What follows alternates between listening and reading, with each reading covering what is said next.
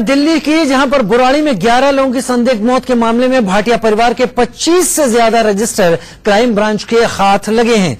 Crime branch की team ने जितने रजिस्टर जब्त किए उनसे मौत के पीछे की असली वजह सामने आने की उम्मीद जताई जा रही है। सामूहिक मौत से पहले शनिवार की सुबह ललित के बड़े भाई भूपेश का मंदिर जाने की जो तस्वीरें हैं वो सीसीटीवी में कैद भी हुई। सुबह करीब 5:44 पर भूपेश पास के ही मंदिर जाते हुए दिखे और 7 मिनट बाद वो वापस अपने घर लौटे भी। और इसको लेकर भी तमाम चीजें पता चल रही हैं कि आखिर ये घटना कब हुई होगी। घटना के बारे में, घटना के वक्त के बारे में अंदाजा भी लगाया जा सकता है। नरेश बुसवानी हमारे साथ लाइव जुड़ रहे हैं बुराड़ी से। नरेश, 24 से ज्यादा रजिस्टर हाथ लगे हैं।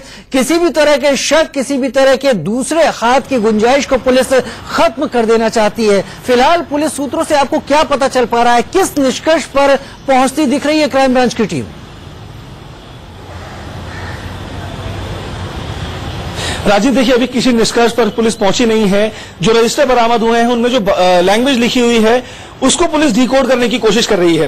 कुछ एक चीजें ऐसी जो हमने भी डिकोड करने की कोशिश की। रजिस्टर का एक पन्ना मेरे फोन में है, आपको मैं उसमें क्या लिखा हुआ बताने की कोशिश करता हूं। सबसे ऊपर लिखा हुआ है रविवार सजा, नवंबर महीने में शुरू। यानी कि रविवार सजा से इस बात को जोड़ करके देखा जा सकता है कि जब ये पूरी घटना हुई वो शनिवार और रविवार के बीच की, यानी कि रात थी, देर रात थी, वो रविवार शुरू हो चुका था। और इसके अलावा लिखा है दिसंबर महीने से बुधवार पूरा 1 साल या 1 वर्ष सजा, बाधा आने पर अगले वर्ष में गिनती और अगले वर्ष पूर्ण करना है। यानी कि अगर आप कोई काम करेंगे इसी से जुड़ा हुआ और अगर उसमें कोई बाधा आ जाती है तो उस काम को फिर से आपको शुरू करना पड़ेगा। ये हमने डिकोड करने की कोशिश की और क्राइम ब्रांच के अधिकारियों से पूछा तो उनका यहां पर यह कहना था कि वो भी इसी ट्रैक पर चल रहे हैं और उनको भी यही लगता है कि इनमें जो तमाम चीजें लिखी हुई हैं वो इसी चीज से जुड़ी लिखी हुई हैं। हालांकि एक्सपर्ट्स को बुलाया गया है, तमाम चीजें डिकोड कराने की कोशिश की गई है। इसके अलावा एक और पन्ना है, इसमें परिक्रमा को लेकर के बातें लिखी हुई है। प्रथम परिक्रमा 25 मिनट, दूसरा भी 25 मिनट, तीसरी परिक्रमा 25 मिनट और चौथी और पांचवी 5-5 मिनट की परिक्रमा। यानी कि बाकायदा ये लोग परिक्रमा करते थे और काफी देर तक इन्होंने परिक्रमा की और उसके बाद ही ये लोग इस तरीके से मौत के मुंह में चले गए। इसके अलावा एक पन्ना और है जिसमें भुगतान के बारे में जिक्र है, चोट के बारे में जिक्र है। इसमें लिखा हुआ है कि आपको अगर मोक्ष की प्राप्ति करनी है तो आपको भुगतान करना पड़ेगा, यानी कि आपको दर्द झेलना पड़ेगा, उसके बाद आपको मोक्ष की प्राप्ति हो जाएगी।